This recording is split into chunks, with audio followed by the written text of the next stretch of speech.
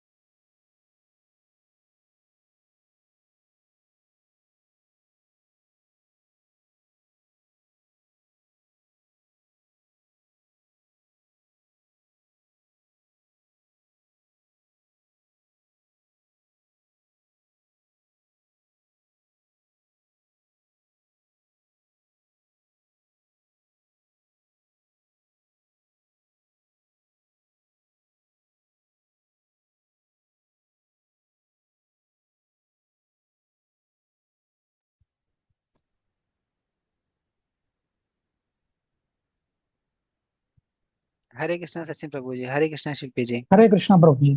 हरे कृष्ण।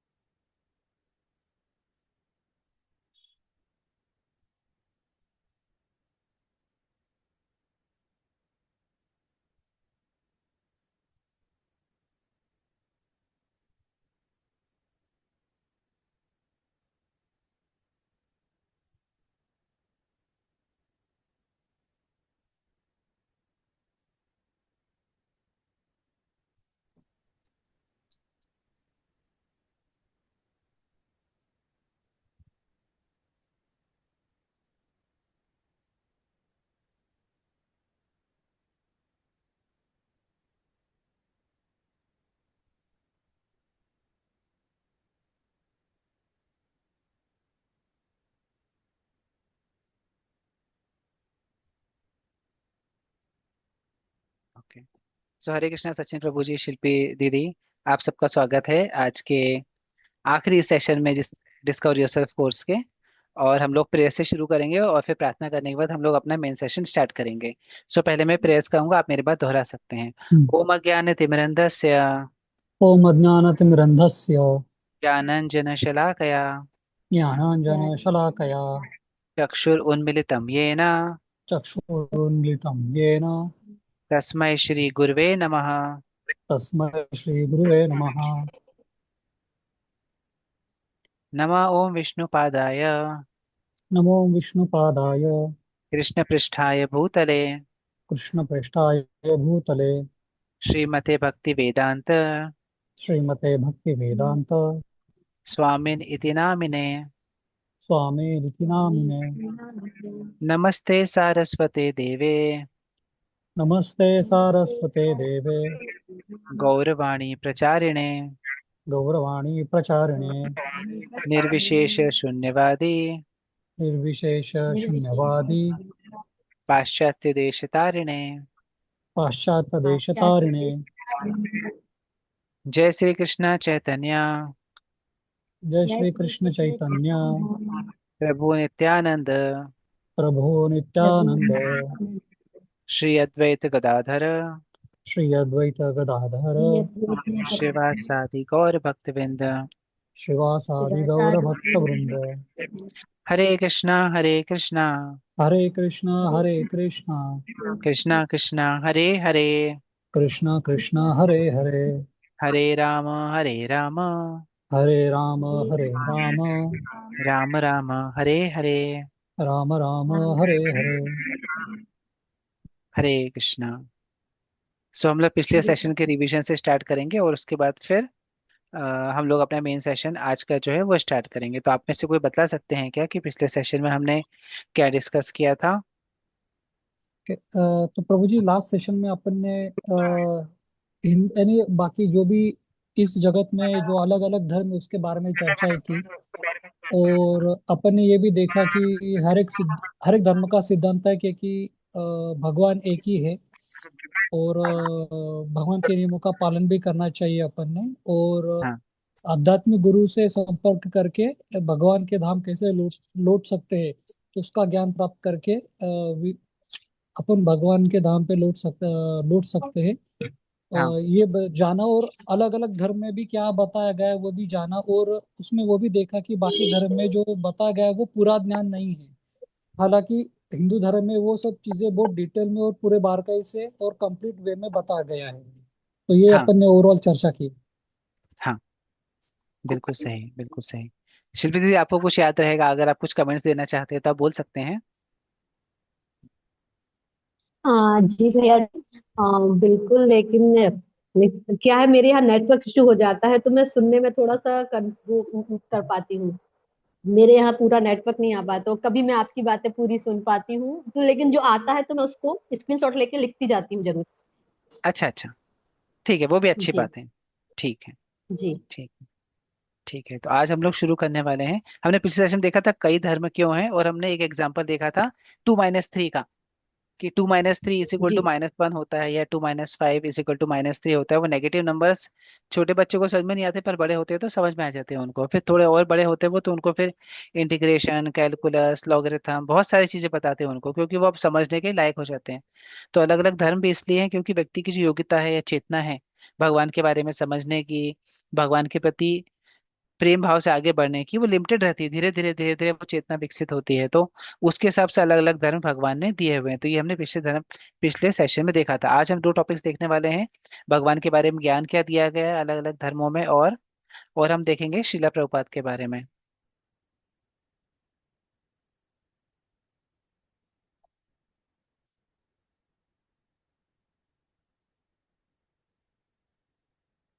सो भगवान की एक सरल परिभाषा है, डेफिनेशन: जन्मादि अस्य यतः, जिससे सब कुछ उत्पन्न होता है।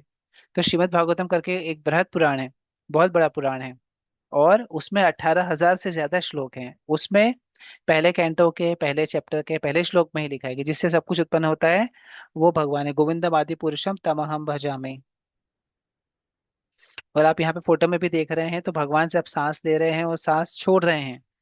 तो ये जो सांस छोड़ रहे हैं हल्की सी, उसमें से उनके शरीर के जो स्किन है, स्किन में बारीक बारीक पोर होते हैं, छोटे छोटे छेद होते हैं जिसमें से हवा आती जाती है।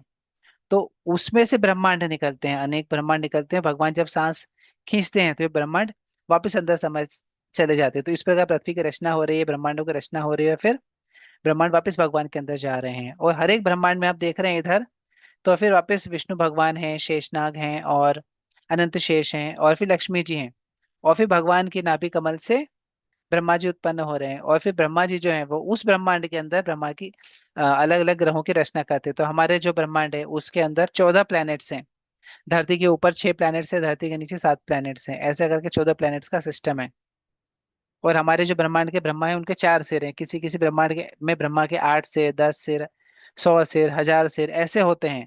जितने बड़े बड़े ब्रह्मांड होते हैं उतने बड़े बड़े ज्यादा सिर वाले ब्रह्मा जी होते हैं। तो गोविंदम आदि पुरुषम, ब्रह्मा जी बोलते भी हैं कि भगवान, उन भगवान को मैं प्रणाम करता हूँ। तो जिससे सब कुछ उत्पन्न होता है वह भगवान है। और इस चित्र में हम देख भी रहे हैं कि भगवान कैसे अनेकों ग्रहों की, अनेकों ब्रह्मांडों की रचना कर रहे हैं। तो इतना जो ज्ञान है, यह कम चेतना के लोग नहीं समझ पाते। तो उन्हें उन्हें सिर्फ क्या बतलाया जाता है फिर कि भगवान ने सब कुछ क्रिएट किया है, और भगवान की इच्छा से सब कुछ हो रहा है, भगवान आपको प्रेम करते हैं, बस इतना बता करके छोड़ देते हैं। तो ये नहीं बताते कि भगवान के साथ आप रह सकते हो क्या, भगवान को क्या पसंद है, भगवान को क्या ना पसंद है, भगवान धरती पर जन्म लेते हैं क्या, भगवान साकार हैं कि निराकार हैं। इतना सब नहीं बतलाते, क्योंकि इतने वो समझने की उनकी इच्छा भी नहीं है और उनकी चेतना भी नहीं है। हमने एक एग्जाम्पल भी देखा था कि जैसे कोई छोटा बच्चा है और वो अगर अंधेरे कमरे में जा रहा है तो मम्मी पापा उसको क्या बोलेंगे, बेटा उधर मत जाओ, उधर बाबा है। बाबा नहीं है अंधेरे कमरे में, पर बच्चा अगर अंधेरे कमरे में जाएगा तो उसको लग जाएगी, क्योंकि बच्चा समझता नहीं है, उसको फिर डरा देते हैं। तो वैसे कई धर्मों में भगवान को ऐसे बताया जाता है जैसे कि भगवान धर्म की स्थापना करने वाले हैं, या भगवान दंड देने वाले हैं, या भगवान प्यार करने वाले हैं। बस उतना ही बताते हैं जितना कि जरूरी है, और बहुत लिमिटेड मात्रा में बतलाते हैं। पर हिंदू धर्म में, सनातन धर्म में भगवान के बारे में सब कुछ बताया गया है, क्योंकि यहाँ पर जो समझने वाले व्यक्ति हैं उनकी योग्यता वैसी है। तो ज्ञान दिया गया है, और समय के साथ, समय और काल के साथ ज्ञान धीरे धीरे धीरे धीरे कम होते जाता है, योग्यता कम होते जाती है, ग्रहण करने की योग्यता कम होते जाती है। तो वैसे वैसे पुस्तकें भी कम हो जाती है, हमारी ज्ञान भी कम हो जाता है, लेकिन ज्ञान अवेलेबल है। अभी बाइबल में जो जीसस क्राइस्ट हैं या यीशु हैं, वो खुद को भगवान का पुत्र होने का दावा करते हैं, सन ऑफ गॉड। जो कोई प्रभु का नाम लेगा उसका उद्धार होगा। हमारे पिता जो स्वर्ग में सृजन करते हैं, पवित्र है उनका नाम। तो यहाँ पे दो चीजें इंपॉर्टेंट है, आप जो देख सकते हैं। पहला, कि जीसस क्राइस्ट जो है वो अपने आप को भगवान नहीं बोलते, वो क्या बोलते हैं, भगवान का पुत्र हूँ। और फिर क्या बोलते हैं अपने फॉलोअर्स को, कि भाई भगवान ने मुझे संदेश दिया है, वो संदेश मैं आपको देता हूँ। पर जीसस क्राइस्ट फिर क्या बोलते हैं कि मेरे पास जितना ज्ञान है, मेरे पास पूरा ज्ञान है जो भगवान ने मुझे दिया है, पर तुम लोग अभी समझ नहीं सकते, तो मैं तुमको लिमिटेड नॉलेज दूंगा, आधा नॉलेज तुमको दूंगा। तो इसलिए क्रिश्चियनिटी आप देखेंगे तो बहुत सारी बातें नहीं पता है, थोड़ी बातें उनको बताई गई हैं बस। फिर एक और चीज है जो यहाँ पर लिखी हुई है, वो है कि हमारे पिता जो स्वर्ग में सृजन करते हैं, पवित्र है उनका नाम। तो यहाँ पर क्या बता रहे, नाम की महिमा के बारे में बतला रहे हैं। और हमने डिस्कस भी किया था कि जो क्रिश्चियंस होते हैं वो रोजरी बीड्स होती है उनके पास, वो उस पर भगवान के नाम का जप करते हैं। फिर कुरान में क्या लिखा था, मोहम्मद साहब क्या बोलते हैं खुद को, कि मैं आ, भगवान का पैगंबर हूँ, दूत हूँ।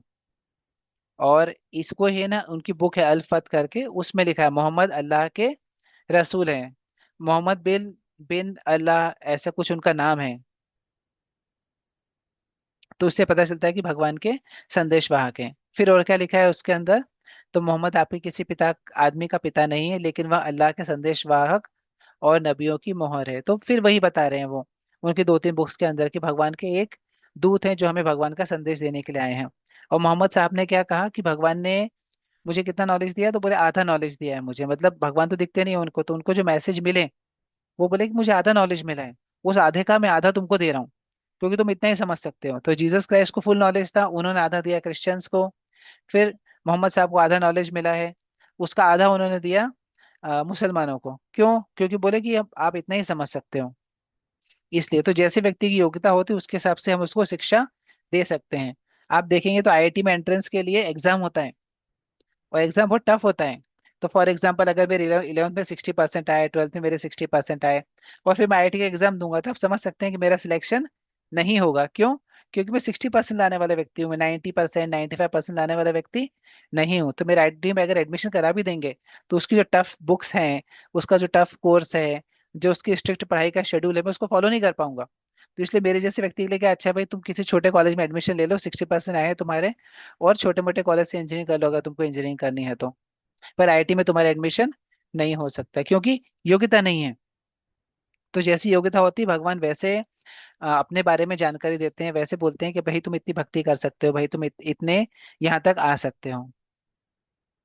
अभी भगवत गीता में भगवान स्वयं, कृष्ण भगवान जो है स्वयं को भगवान घोषित करते हैं। भगवान क्या बोलते हैं, मैं समस्त आध्यात्मिक तथा भौतिक जगतों का कारण हूँ, प्रत्येक वस्तु मुझसे ही उद्भूत है। तो हमने फोटो भी देखा था अभी जिसमें भगवान सांस ले रहे हैं और सांस छोड़ रहे हैं, और उनके शरीर से अनेकों ब्रह्मांड निकल रहे हैं। तो भगवान ये चीज यहाँ पर बोल रहे हैं भगवत गीता 10.8 में। तो हम अभी है ना 10.8 को एक बार पढ़ेंगे। देखिए इसमें क्या लिखा है, अहम सर्वस्य प्रभवो मत्तः सर्वं प्रवर्तते इति मत्वा भजन्ते मां बुधा भाव समन्विता। तो 10वां, भगवत गीता में 18 अध्याय है, उसमें 10वां अध्याय है, उसका 8वां श्लोक है। और इसका मतलब क्या लिखा है, देखिए, मैं समस्त आध्यात्मिक तथा भौतिक जगतों का कारण हूँ, प्रत्येक वस्तु मुझसे ही उद्भूत है। जो बुद्धिमान यह भली भांति जानते हैं वह मेरी प्रेमा भक्ति में लगते हैं और तथा हृदय से पूरी तरह मेरी पूजा में तत्पर होते हैं। तो भगवान ने क्या बोला है, मैं समस्त आध्यात्मिक तथा भौतिक जगत, हमने आपको जो फोटो फोटो दिखाया था इसमें ब्रह्मांड निकल रहे भगवान के रोमकूप से, वो भौतिक जगत है। वैसे ही आध्यात्मिक जगत भी है। और आध्यात्मिक जगत जो है ना उसका साइज भौतिक जगत से 3 गुना होता है। तो उसे समझ सकते हैं कि आध्यात्मिक जगत जो है वो तो बहुत बड़ा है, भौतिक जगत छोटे हैं। हमें वैज्ञानिक बताते हैं कि अंतरिक्ष कितना बड़ा है, उसकी कितनी लेंथ है, फिर सोलर सिस्टम कितना बड़ा है, गैलेक्सी कितनी बड़ी है, कितनी गैलेक्सीज हैं, करोड़ों गैलेक्सीज हैं। वो इतना सब देखते हैं, वो सब भौतिक जगत में आता है। और वो जो भौतिक जगत है वो कितना है, वो सिर्फ पूरे क्रिएशन का 1/4 है। आध्यात्मिक जगत उसका 3 गुना है। तो इससे भी समझ सकते हैं कि भगवान ने कितनी बड़ी बड़ी चीजें क्रिएट की हैं। और उसके बाद भगवान क्या बोल रहे हैं कि जो ये बात समझते हैं कि प्रत्येक वस्तु मुझसे ही उद्भूत है, वो मेरी प्रेमा भक्ति में लगते हैं और हृदय से मेरी पूजा करते हैं। तो भगवान ने यहाँ पे बताया भी कि व्यक्ति को करना क्या है, सिर्फ नॉलेज मिल जाएगा, उसके बाद करना क्या है। तो भगवत गीता में भगवान स्वयं को भगवान घोषित कर रहे हैं, कृष्ण भगवान। अभी देखिए मोहम्मद साहब ने बोला कि मैं पैगंबर हूँ, यीशु ने बोला मैं सन हूँ, भगवान ने क्या बोला कि मैं भगवान हूँ। तो इससे हम समझ सकते हैं कि भगवान कौन है। और शास्त्रों में लिखा है कि भगवान कौन है, ईश्वर परम कृष्ण सच्चिदानंद विग्रह अनादिर आदिर गोविंद सर्व कारण कारणम। तो भगवान जो है वह श्री कृष्ण है, इसलिए हमें भगवान की पूजा करनी चाहिए। और ये संदेश उन्होंने अर्जुन को क्यों दिया, क्योंकि अर्जुन के बारे में उन्होंने कहा कि तुम्हें मुझसे कुछ ईर्ष्या नहीं है, तुम एक श्रेष्ठ व्यक्ति हो और तुम मेरे मित्र हो, इसलिए मैं तुम्हें ज्ञान प्रदान कर रहा हूँ, और ये बहुत ही गुह्यतम ज्ञान है। तो भगवान ने बहुत ही श्रेष्ठ ज्ञान और पूरा ज्ञान उसको प्रदान किया। भगवान ने भगवतम बोला भी है कि इसके इसके अलावा जानने के लिए और भी कुछ नहीं है, मतलब ये इतना जान लिया, इतना ही है जानने के लिए फुल, और कुछ इसके अलावा इंफॉर्मेशन अवेलेबल नहीं है। तो फुल इंफॉर्मेशन उन्होंने अर्जुन को दी, और हमें भी ये इंफॉर्मेशन भगवत गीता के माध्यम से, श्रीमद् भागवतम के माध्यम से प्राप्त होती है। अभी तक यहाँ पर किसी को कुछ प्रश्न है, कुछ कमेंट्स है तो बोल सकते हैं। नहीं प्रभु। ओके।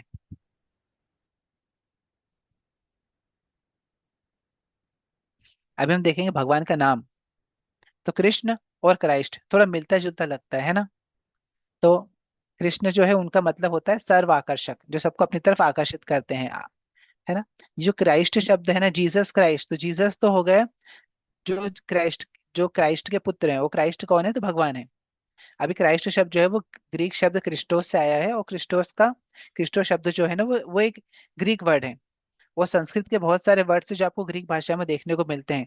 तो जो कृष्ट शब्द है ना उसका मतलब होता है आकर्षण, आकर्षण की वस्तु। तो ये जो क्राइस्ट शब्द है ये कृष्ण शब्द से ही अपभ्रंश है, मतलब उस उससे बात कर करके धीरे धीरे हल्का सा चेंज होकर के ग्रीक भाषा में आ गया है। तो क्राइस्ट बोलो, कृष्ण बोलो, कृष्ण बोलो, ये एक ही भगवान को संबोधित करने के लिए, जो कि भगवान श्री कृष्ण है।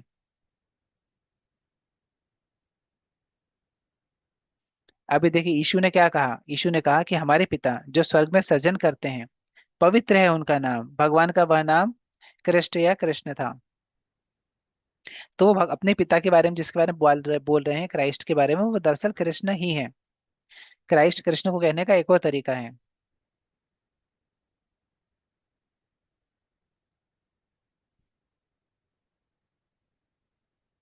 अलग अलग धर्मों में भगवान को अलग अलग नाम से पुकारते हैं क्योंकि भगवान के अलग अलग गुण होते हैं, और भगवान के जो जो गुण भक्तों के समक्ष प्रस्तुत होते हैं उसके हिसाब से भक्त उनको वैसे पुकारते हैं। जैसे कि लिए मुस्लिम्स उनको अल्लाह बोलते हैं, फिर दूसरे धर्म वाले व्यक्ति उनको यहोवा बोलते हैं, मसीह बोलते हैं, यहोवा बोलते हैं, फिर वाहिगुरु बोलते हैं, अलोहिम है, अदोनाई है। अलग अलग धर्मों में भगवान के अलग अलग नाम हैं, और वो लोग नाम का उच्चारण भी करते हैं भगवान का। और कलयुग में वैसा बोला भी जाता है कि नाम नाम जो है ना, नाम संकीर्तन उसका कार्य करना चाहिए अपने को। तो अलग अलग काल में अलग अलग चीजों को करने के लिए बोला गया है। फॉर एग्जाम्पल, रामायण का जब जो चार युग हैं, चार युग में एक टाइम पे बोला गया था कि आप यज्ञ करो, एक में बोला गया आप तपस्या करो, एक में बोला गया विग्रह पूजा करो, और एक में बोला गया कि आप नाम संकीर्तन करो। नाम संकीर्तन यानी भगवान के नाम का जप करना। तो उसके लिए भगवान का नाम पता होना चाहिए, तो इसलिए अलग अलग धर्मों में भगवान के नाम सबको बताए गए हैं, और लोग जो है वो भगवान के नाम का रेसाइटेशन करते हैं। जैसे हम सूर्य को अलग अलग नाम से पुकारते हैं, रवि, दिनकर, भास्कर, आदित्य, पर है तो एक ही चीज सूर्य। वैसे भगवान के अलग अलग नाम है पर व्यक्ति एक ही हैं। तो भगवान के जो नाम है वो अलग अलग धर्मों में जितना बताया गया है उतना ही है, पर हमारे पास भगवान की बहुत सारी स्टोरीज है, भगवान की बहुत सारी लीलाएं हैं, और हमें भगवान के बहुत सारे नाम पता है। जैसे भगवान का नाम है केशव, फिर भगवान का नाम है गोपाल, गोविंद। फिर भगवान ने है ना यशोदा मैया को बहुत प्रेम दिया तो बोले यशोदा नंदन।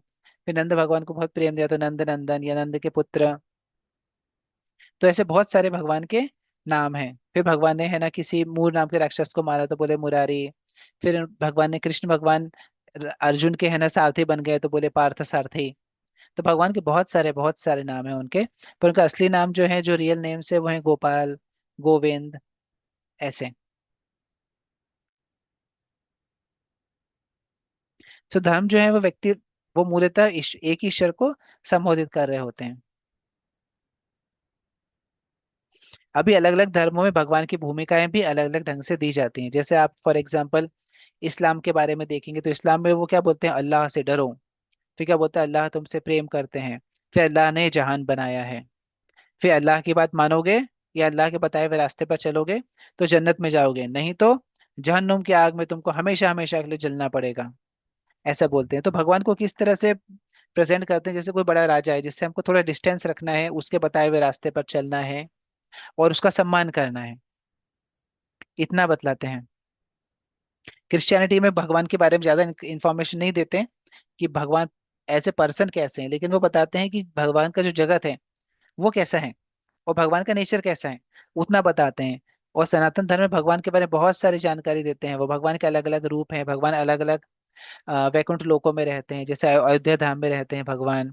फिर भगवान गोलोक वृंदावन में रहते हैं, मथुरा धाम में रहते हैं, वहाँ का जीवन कैसा होता है। तो बहुत सारे ग्रंथ हैं, बहुत सारे वेद हैं, उपनिषद हैं, फिर बहुत सारे पुस्तक हैं जिसमें भगवान के जीवन के बारे में बहुत अच्छे से लिखा हुआ है कि उस धाम में क्या होता है जहाँ पर हमें जाना है। पर बाकी धर्मों में ये बातें नहीं लिखी होती हैं, क्योंकि वो उतना जानने को इच्छुक भी नहीं रहते, उन्हें समझता भी नहीं है, उनकी चेतना भी उतनी विकसित नहीं हुई है। पर उनको थोड़ा दिया गया है, वो थोड़ा भी करेंगे तो उनको जितना डेस्टिनेशन बताया गया है उतना तक वो पहुंचेंगे। तब भगवान की जो विभिन्न भूमिकाएं होती हैं वो क्या होती हैं, ब्रह्मांडों के निर्माता, पालक और संहारक, है ना। फिर हम देखते हैं भगवान धर्म की स्थापना करने के लिए आते हैं। फिर जो अच्छे लोग हैं, जो भगवान के भक्त हैं, उनकी संरक्षण करते हैं भगवान। फिर जो लोगों को परेशान कर रहे हैं, राक्षस है फॉर एग्जाम्पल, तो उनको नष्ट करते हैं वो। फिर धर्म के सिद्धांतों को फिर से स्थापित करते हैं। आपने भगवद गीता का एक श्लोक भी सुना होगा कि परित्राणाय साधूनां विनाशाय च दुष्कृतां धर्म संस्थापनार्थाय संभवामि युगे युगे। सुना है आपने? हाँ इसमें प्रभु आता था जी। है ना, हाँ महाभारत जो आता था उसके अंदर आता है ना, जी धर्म सुना है। संस्थापनार्थाय, जी। ये धर्म की स्थापना के लिए, संभवामी दुष्टों का युगे नाश युगे। करने के लिए, परित्राणाय साधुनाम, साधुओं के साथ रहने के लिए। वैसे भगवान बताते हैं कि मैं क्यों आता हूँ।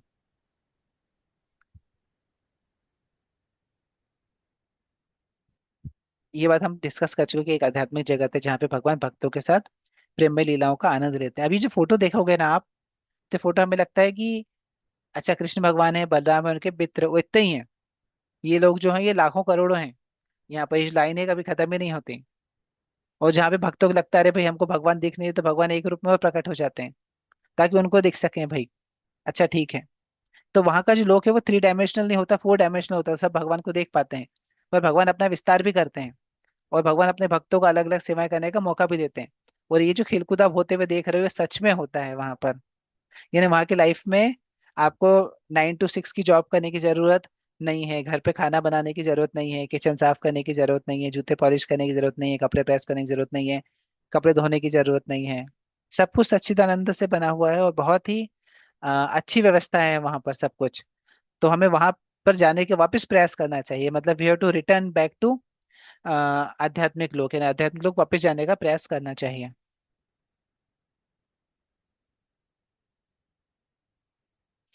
अभी ये जो भूमिकाएं हैं ना भगवान की, जो हमने अभी डिस्कस की थी, उसमें इस्लाम में फॉर एग्जांपल भगवान को जैसे हमने बोला था, न्याय देने वाले, पुरस्कार देने वाले, दंड देने वाले, ऐसे प्रस्तुत करते हैं। पर ये जो भूमिका है ये भगवान की अंतिम भूमिका नहीं है। मटेरियल वर्ल्ड में यानी भौतिक जगत में हम देखते हैं कि हाँ कुछ गलत करेगा कोई व्यक्ति तो उसके साथ बुरा होगा, वो नरक लोक में जाएगा, वो जहन्नुम में जाएगा, या वो हेल में जाएगा। पर भगवान सिर्फ ये कार्य नहीं करते हैं। भगवान की अंतिम भूमिका क्या है? भगवान के साथ प्रेम, अपने भक्तों के साथ प्रेम से है ना रहना, और सेवा का आदान प्रदान करना। यानी भगवान की कोई सेवा कर रहा है यशोदा मैया के तौर पे, तो वो माँ से सेवा ले रहे हैं। फिर भगवान है ना अपने मित्रों के साथ गाय चराने के लिए जा रहे हैं, खेलने के लिए जा रहे हैं। तो भगवान बहुत सारे कार्य करते हैं और उसमें भगवान को बहुत आनंद आता है। अभी हम देखेंगे कि हमारे जो भगवान के प्रति प्रेम है या भगवान के प्रति जो सेवा भाव होता है वो उसमें कैसे धीरे धीरे धीरे धीरे विकास होता है, उसकी क्या सीढ़ियां हैं, कैसे हम भगवान की प्रेम, भगवान की तरह प्रेम में धीरे धीरे आगे बढ़ते हैं। तो 4 स्टेजेस होती हैं। पहली स्टेज है भय, यानी डर के मारे भगवान से प्रार्थना करना, डर के मारे भगवान से संबंध रखना, ये सबसे निचला स्तर है। यानी कुछ भी नहीं तो ये तो करना चाहिए कम से कम, इसमें भी कोई प्रॉब्लम नहीं है। पर ये सबसे निचला स्तर है। जैसे फॉर एग्जाम्पल मैं आपको एग्जाम्पल देता हूँ कि एक बहुत ही अमीर व्यक्ति था, उसने नई दुकान खोली टीवी की। और वो व्यक्ति जो है भगवान को नहीं मानता, बोले भगवान भगवान कुछ नहीं होते, देवी देवता कुछ नहीं होते, ये सब पाखंड है और मुझे इस सबसे कोई मतलब नहीं, मैं तो मेहनत करके कमाता हूँ। लेकिन जब उसने अपनी नई दुकान खोली तो उसने दुकान का उद्घाटन करते समय वहां पे पूजा पाठ रखवा दी, पंडितों को बुला लिया, ब्राह्मण को भोज करा दिया। तो उसके दोस्त ने पूछा उससे कि भाई ये सब क्या है, तुम तो भगवान भगवान को मानते नहीं। बोले मानते नहीं वो तो सही है, पर 4 करोड़ का इन्वेस्टमेंट करके हमने इतनी मेहनत से दुकान खोली है, अब 10-20 हजार और लग गए और ब्राह्मणों को पूजा करा दी, चलो भाई ठीक है। अगर कोई भगवान भगवान होंगे, देवी देवता होंगे, तो वो भी संतुष्ट हो जाएंगे कि चलो ठीक है इसने हमारी पूजा कर दी, तो मेरा बिजनेस तो ठीक से चलेगा। तो ये कैसा स्तर हुआ? ये डरने वाला स्तर हुआ कि आप डर करके भगवान की पूजा कर रहे हो कि भाई पूजा नहीं करेंगे तो कुछ हो जाएगा। कई लोग भी ऐसा बोलते हैं, भरे भाई हमने ना शनिवार के दिन दिया नहीं लगाया तो क्या होगा, कहीं शनि शनि देवता हमसे कुपित तो नहीं हो जाएंगे, या फिर हम तो रोज उस मंदिर में दिया लगाते हैं, एक दिन दिया नहीं लगाया तो कहीं माता जी हमसे नाराज तो नहीं हो जाएंगी। तो ये जो डर, ये डर के आप कर रहे हो प्रार्थना, करना चाहिए लेकिन ये सबसे निचला स्तर है। इससे ऊपर वाला स्तर कौन सा होता है? वो होता है इच्छाओं का, भौतिक लाभ के लिए प्रार्थना करना। भगवान मेरे बेटे को पास करा दो, भगवान मेरे मार्क्स अच्छे आ जाएं, तो वह ना गणपति, भगवान मेरे अच्छे मार्क्स आएंगे तो मैं आपको नारियल चढ़ाऊंगा, भगवान मेरे बेटे की जॉब लग जाएगी तो मैं है ना ऐसा कर दूंगा। या फिर मंदिर में जाके प्रार्थना करेंगे, भगवान मेरा ऐसा हो जाए तो बहुत अच्छा रहे, भगवान मुझे मोबाइल फोन मिल जाए। फिर आप देखोगे कुछ लोग है ना एग्जाम में जाने से पहले मंदिर के सामने होद करके जाएंगे। रोज नहीं जाएंगे, सप्ताह में नहीं जाएंगे, महीने भर में नहीं जाएंगे, लेकिन एग्जाम के समय मंदिर सामने से होते हुए जाएंगे। तो ये क्या है? भौतिक लाभ के लिए प्रार्थना करना। आपने है ना आरती वगैरह भी कोई सुनी होगी, तो उसमें कभी कभी आता है किसी किसी आरती में, मैं मतलब किसी का देवी देवता का अपमान नहीं करना चाहता हूँ, मैं सिर्फ बता रहा हूँ कि ये भौतिक इच्छा के लिए ऐसी आरतियां बनी होती है कि कष्ट मिटे तन का। ऐसा भी आपने एक कोई ना कोई गीत सुना होगा, है ना। फिर वो होता है, फिर आप लक्ष्मी जी की जब पूजा पाठ वगैरह होती है तो उसके अंदर भी वो है ना कुछ बोलते हैं कि जो कोई तुमको ध्यावे कष्ट मिटे तन का, ऐसा करके कुछ। तो ये सब जो चीजें हैं ये क्या है? इच्छा है। आप चाहते हो कि भगवान जो है वो हमें कुछ न कुछ भौतिक लाभ दें। आध्यात्मिक जीवन की बात नहीं कर रहे हम लोग, भक्ति की बात नहीं कर रहे हम लोग, क्या चाहते हैं कि हमारा भला हो जाए बस। मतलब हमें इंद्रियों, हमारी इंद्रियों को तृप्ति मिले, हमें मन में प्रसन्नता मिले, हमारा देश में सम्मान हो, हमारा घर में सम्मान हो, हमारा ऑफिस में बॉस अच्छे से रहे, ये सब इच्छाएं हैं हमारी। तो ये नेक्स्ट लेवल है कि आप इच्छा के लिए भगवान के पास जा रहे हो, इसमें भी कोई बुराई नहीं है। आपको मांगना है तो भगवान से मांगना चाहिए, बजाय इसके कि आप बॉस से मांगो कि बॉस प्लीज मेरा प्रमोशन कर दो। भगवान से मांगने में कोई प्रॉब्लम नहीं है, देवी देवता से मांगने में कोई प्रॉब्लम नहीं है, पर वो निचला स्तर है। उससे ऊपर वाला स्तर जो होता है ना, वो कर्तव्य का, कृतज्ञता पूर्वक प्रार्थना करने का होता है। तो आप देखोगे तो हमारी नानी दादी, घर में भाभी जी, माता जी जो भी होती हैं, वो सुबह उठते ही सबसे पहले भगवान को स्नान कराएंगे, भगवान की आरती करेंगे। उनको भगवान से कुछ नहीं चाहिए, लेकिन वो प्रेम से करते हैं।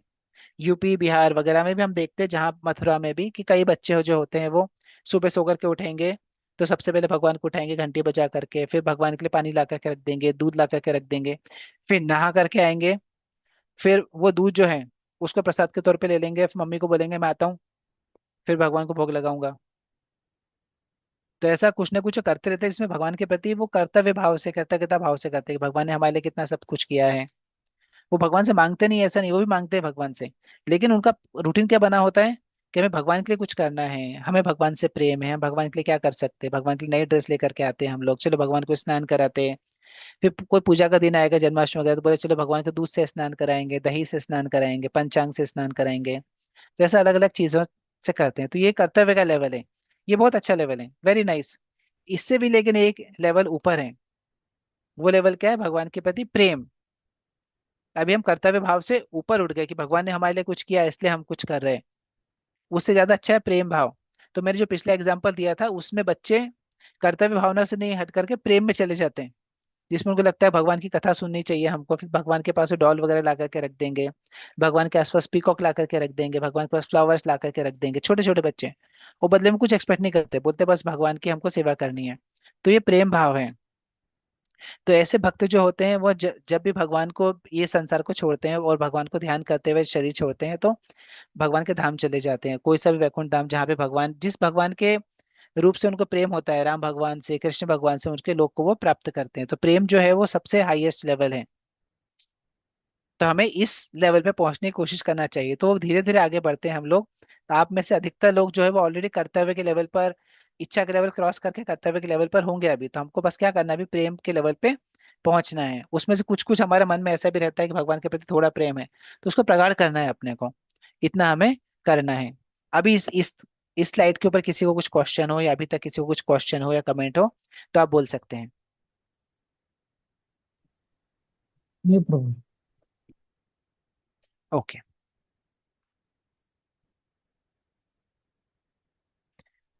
भंवरलाल जी, प्रवीण जी, किसी को कोई प्रश्न हो, कुछ कमेंट्स हो?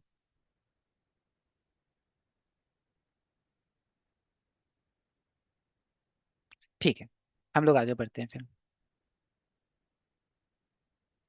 तो भगवान के प्रति शुद्ध प्रेम है ना, वही आत्मा का परम धर्म है। तो भगवान के प्रति शुद्ध प्रेम को उत्पन्न कैसे करना चाहिए, तो ये हमें कोई गुरु बताने चाहिए।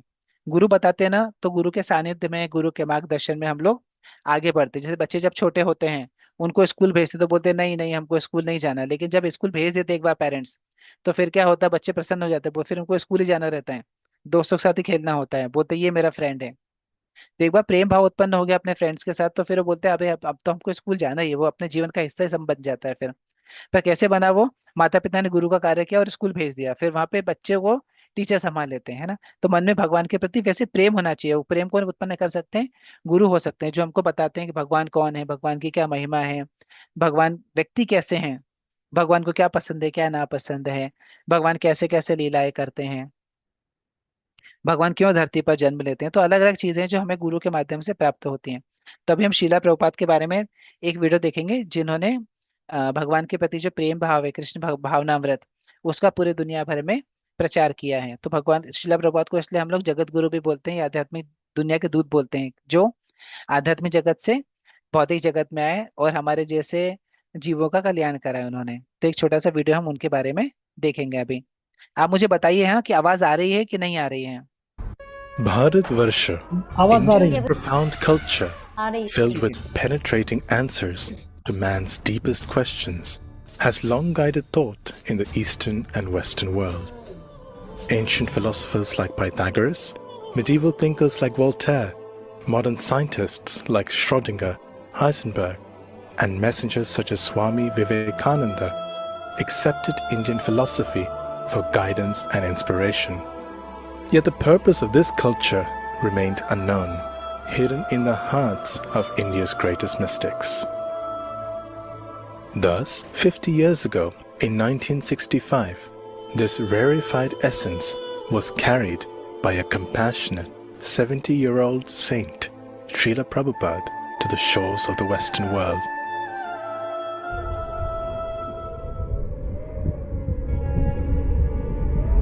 Embarking on this difficult transatlantic voyage, experiencing 2 heart attacks on his 38 days aboard. The pain was so severe. I was attacked by heart attack while on the sea twice. This embodiment of India's sacred teachings set out alone with an impossible wish to spark a revolution of the individual heart, to fill it with purpose in a world of uncertainty, with joy in times of difficulty on an international scale. This gift was the teachings of Bhagavad Gita as it has been practiced for millennia, as it is, along with its original Vedic Krishna conscious culture. By his character and his compassion, Srila Prabhupada's systematic and scientific presentation of Krishna consciousness penetrated the very hearts of all those who heard him. In America, in September 1965, my mission is to preach the philosophy of Lord Chaitanya, chanting Hare Krishna, Krishna Krishna, Hare Hare, Hare Rama, Rama Rama, Hare Hare. And within a mere 3 years of his arrival, a genuinely international society, ISKCON, manifested globally inspiring teachings of Indian A. Arts, such as painting, music, instruments, and exhibitions. B. Books, particularly his magnum opus, the literary and intellectual jewel, Srimad Bhagavatam. C. Cuisine, the entire suite of exotic Indian vegetarian preparations, mastered by generations of cooks and enthusiastically embraced by boys and girls over the standard cow flesh, alcohol, drugs, coffee, tea, and even the onion and garlic. D. Dressing, men with dhoti kurta, women in saris, all with tilak. E. Etiquettes, respect to elders, the saintly, and to God. F. Following the cultural pathway, Sanskriti, for example, introducing the sanctity of Vedic marriage with all its duty and its commitment. G. A God-centric program establishing a personal relationship with the Lord in the form of exquisite deity worship, performed communally with kirtan, distribution of Mahaprasad, and worship. H. A healthy lifestyle with regulation such as rising early in the morning and pure habits such as bathing upon rising. I. Indian ethics, establishing the value from scriptures such as Ramayana and Mahabharata of a life filled with perseverance, tolerance, and humility over personal appearance, education, and wealth. J. Jolly dancing in kirtans to worship the Lord. Srila Prabhupada's teachings were centered on the essence of India's wisdom, that the constant chanting of the Hare Krishna Mahamantra, or as he called it, the great chant for deliverance, was capable of revolutionizing the world. If you kindly become Krishna conscious and chant and dance in ecstasy, emotional love of God, the whole world will follow you and it will be Vaikuntha. There will be no more trouble. Thank you very much. His gifts to India included 3 major centers of culture and education in 1. Bombay, the economic capital of India. 2. Vrindavan, India's foremost place of worship. And 3. Sriram Mayapur, ISKCON's international headquarters. Srila Prabhupada's unprecedented achievements have created an imperishable legacy. Their magnitude is understood only in terms of how the world has changed since his arrival on Western shores.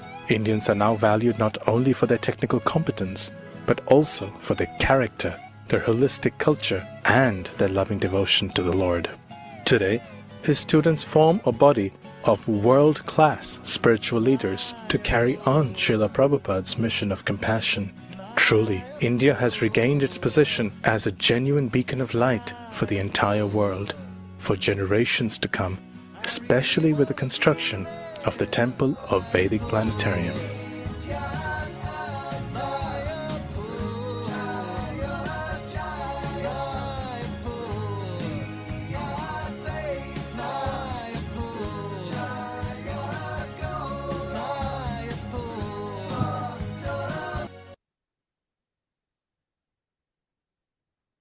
हरे कृष्णा।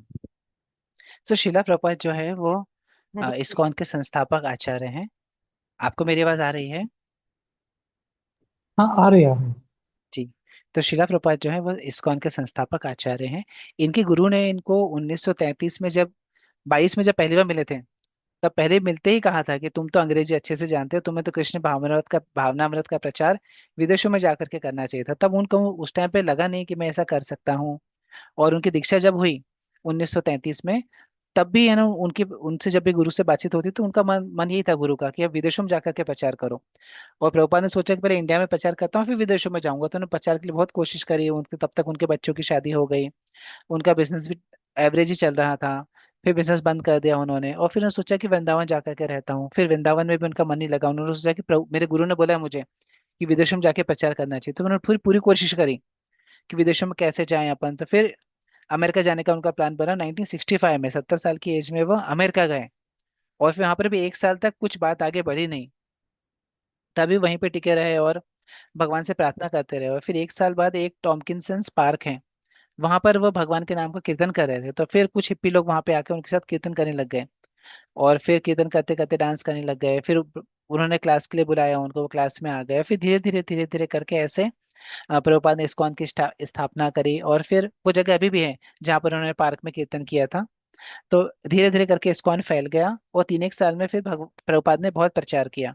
उसका फिर अगले 10 साल में total 1965 से 1975 के बीच में प्रभुपाद ने दुनिया के बहुत सारे चक्कर लगाए, और उन्होंने करीब 4 से 5 हजार पत्र भी लिखे अलग अलग अपने शिष्यों को कि क्या करना चाहिए क्या नहीं करना चाहिए, मंदिर का संचालन कैसा करना चाहिए, भक्ति कैसे करनी चाहिए, और अलग अलग जाकर के रहते थे और बहुत प्रचार किया। तो करीब उनके जीवन काल में 108 के आसपास मंदिर स्थापित हुए थे इस्कॉन के।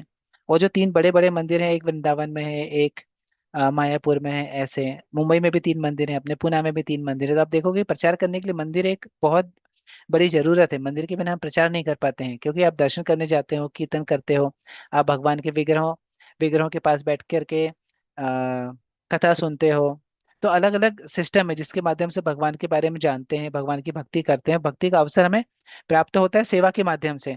तो कोई व्यक्ति भगवान के लिए माला बना रहा होता है, कोई है ना भगवान के लिए ड्रेस धो करके सुखाता है, कोई मंदिर साफ रखता है, कोई जूते चप्पल की सेवा में लगा होता है। तो अलग अलग सेवा होती है मंदिर के अंदर, और वो सेवाओं के माध्यम से हमारी भक्ति में प्रोग्रेस होती है। तो ये सब सेवा होने के लिए भी मंदिर चाहिए। और फिर बहुत अच्छा कॉन्ग्रीगेशन है इस्कॉन, जिसमें भक्तों का बहुत अच्छा समुदाय है। तो ये सब स्थापना प्रभुपाद ने करी 10 सालों में। फिर उनके शिष्यों ने प्रभुपाद के इंस्ट्रक्शंस के बेसिस पर उसको आगे बढ़ाया है। तो प्रभुपाद जो है, इसलिए हम उनको जगत गुरु बोलते हैं या फिर फाउंडर आचार्य बोलते हैं, क्योंकि उन्होंने कृष्ण भावनामृत को फैलाने में बहुत ही महत्वपूर्ण योगदान दिया। और किसके कहने पर? अपने गुरु के कहने पर। तो अपने गुरु के इंस्ट्रक्शंस को उन्होंने जैसे अच्छे से फॉलो किया, वही वही कथा जब उनके शिष्यों को सुनने को मिलती है तो उनके शिष्य बोलते हैं ठीक है हम भी अपने गुरु के कहने के अनुसार चलेंगे। तो अभी हमने जो वीडियो देखा था उसमें देखा कि जो प्रचार किया उन्होंने कृष्ण भावनामृत का, उसके माध्यम से क्या हुआ, ये जो संस्कृति है हमारे भगवान की भक्ति की, वो विदेशों में भी फैल गई। और पूरी दुनिया में अभी अनेकों सेंटर है जहाँ पर कि ये भक्ति होती है। और आप देखोगे तो लोग धोती कुर्ता पहनते हैं, माताएं जो हैं वो साड़ी पहनती हैं, और फिर लोग सिर पर तिलक लगाते हैं, सुबह सो करके उठ जाते हैं, और फिर नहा धो करके भगवान के नाम का जप करते हैं, फिर कथा सुनते हैं, फिर भगवान की जो पूजा होती है उसमें है ना पूजा में भाग लेते हैं, वो वहीं पर प्रसाद लेते हैं। हर संडे को प्रोग्राम होता है उसमें जाते हैं। तो और अपने बच्चों को भी साथ में लेके जाते हैं। तो बच्चों को भी एक बहुत अच्छा गाइडेंस देते हैं वो कि भक्ति में कैसे आगे बढ़ना चाहिए। माता पिता जो करते हैं वही बच्चे करते हैं। तो प्रभुपाद ने ऐसा बहुत महत्वपूर्ण योगदान दिया है। श्रीला प्रभुपाद की जय। तो ये आज हमने आज का सेशन आज खत्म कर रहे हैं हम। और अभी तक किसी को कुछ प्रश्न हो, कुछ कमेंट्स हो तो बोल सकते हैं। हाँ, तो ज्ञान प्रभु जी, यानी ये जो टोटल सेशंस रहे, बहुत काफी इंफॉर्मेशन मिला, और जो बेसिक कंसेप्ट है वो बहुत काफी डाउट्स क्लियर हुए। And very thankful to you the way, यानी आपने जिस तरीके से प्यार से और जो कृष्ण भक्ति से जो बोलते कि जिस तरीके से हमें समझाया, उसके लिए आपके आपको बहुत धन्यवाद धन्यवाद देता हूँ मैं। और सच्ची मैंने ये सेशन बहुत काफी कंसेप्ट जो रहा वो क्लियर हुआ। और कृष्ण भक्ति में आगे बढ़ने के लिए ऑफ कोर्स इसका हेल्प हो रहा है मुझे, व्यक्तिशाह। और डेफिनेटली वो और भगवान की कृपा रहे, अभी मैं वही भगवान को प्रार्थना करूंगा कि उनकी कृपा वैसे रहे, और हमें बुद्धि दे कि हम और आगे भक्ति में बढ़ते रहे, और सद्भाव से अच्छे मन से कृष्ण भक्ति करते रहे। जी हरे तो कृष्णा सचिन जी। प्रभु जी, हमारा हमारा प्रयास और भगवान की कृपा, ये दो चीज होती है तो हम हाँ भक्ति में आगे बढ़ते हैं। तो ये जो कोर्स है ये राधेश्याम प्रभु जी ने डिजाइन किया है बहुत अच्छे से, हमको इसकी ट्रेनिंग भी मिलती है कैसे प्रेजेंट करना है इसको। तो हमारा इसमें एफर्ट सिर्फ थोड़ा सा सीख करके बतलाना है, आपको प्रेजेंट करना है। और आपके जैसे भक्त आने चाहिए और क्लास में रेगुलरली, ताकि है ना भक्ति में वो खुद भी आगे बढ़े, परिवार के लोगों को भी लेकर के आए और सबका एक साथ ग्रोथ हो। और बाकी लोग भी हैं अपने सेशन में, शिल्पी दीदी हैं, बाबूलाल जी हैं, प्रवीण जी हैं। तो रेगुलरली क्लास में जब भी आते हैं तो बहुत अच्छा होता है, धीरे धीरे हमारी भक्ति में प्रोग्रेस होती है। तो शिल्पी जी, आप कुछ बोलना चाहते हैं, आप जरूर बोलिए। जी हरे प्रभु भैया जी। मैं ये कहना चाहती हूँ कि पहले मैं जपमाला तो करती थी, लेकिन जब से मैंने ये सेशन ज्वाइन किया है तब से मैं 16 जो जपमाला कर पा रही हूँ, वो सिर्फ आपके ही जो आप इंस्ट्रक्शन देते हैं, आप बताते हैं, और जो भक्ति में मैं जो रम पाई हूँ अब, और जो मैं डेली जो जपमाला कर पा रही हूँ, वो सिर्फ ये सुनने के बाद और ये इतना आपसे ज्ञान प्राप्त करने के बाद ही कर पा रही हूँ। और जो आपने इतना जो कुछ सब कुछ बताया है, मतलब उससे जो इतना नहीं पता था, जो हमारी जो चली आ रही हमारी दादी लोग नानी लोग बताती हैं बस करना है, जैसे चले आ रहे हैं तो कर रहे हैं, लेकिन जो आपने बताया कि क्यों करना है, कैसे करना है, और उसको हमें अपना जो परमार्थ या सुधारना है, वो मुझे आपसे इसका जो बहुत अच्छे से समझ में आया, जो आप मुझे बता रहे हैं।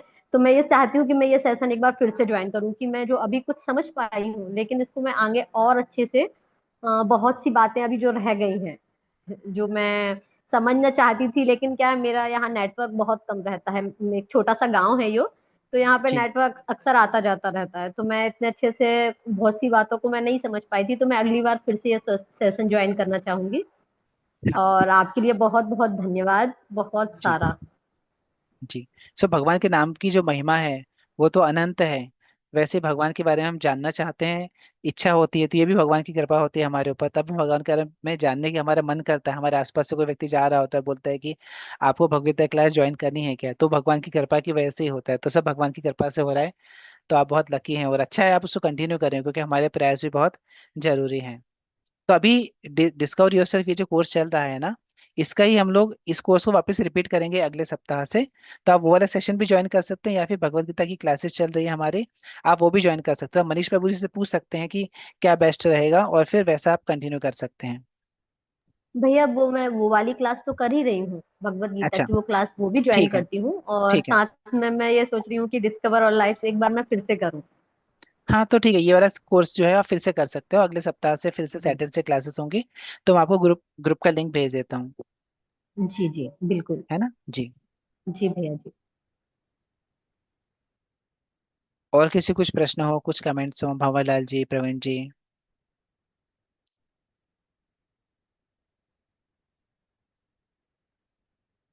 कोई प्रश्न नहीं है तो कोई बात नहीं। तो अभी नेक्स्ट सेशन जो है वो भगवत गीता का ही है, जो मनीष प्रभु जी ने जिसका लिंक दिया हुआ है, तो आप वो ग्रुप ज्वाइन कर सकते हैं, ताकि भगवत गीता की क्लासेस आपकी स्टार्ट हो जाएंगी, जिसमें श्लोक बाय श्लोक या दो तीन श्लोक एक बार में डिस्कस होते हैं, ओके। है ना। ठीक है, इतना ही था। ठीक है, फिर हम आज का सेशन खत्म करते हैं। आप सबका बहुत बहुत धन्यवाद, आपने मुझे भगवान के बारे में बोलने का मौका दिया, तो इसके लिए बहुत बहुत धन्यवाद। और मनीष प्रभु का भी बहुत बहुत धन्यवाद, उन्होंने मुझे ये ग्रुप ज्वाइन करके बोला कि आप क्लास ले सकते हो क्या। तो आप सबका बहुत बहुत धन्यवाद। हरे कृष्णा। हरे कृष्णा। धन्यवाद प्रभु जी। हरे कृष्ण।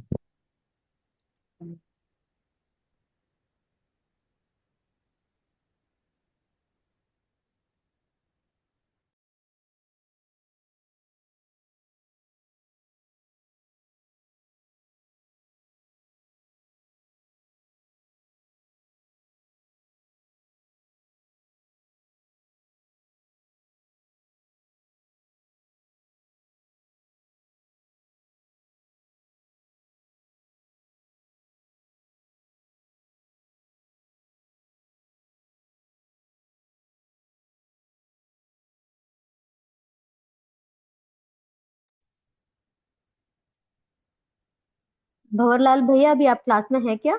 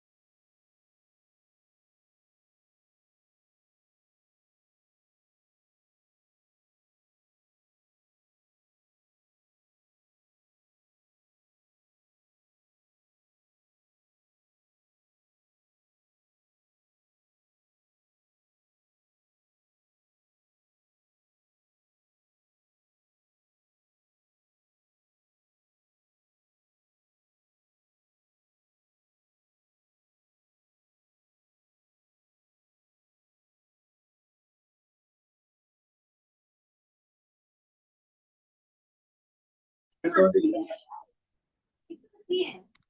देखिए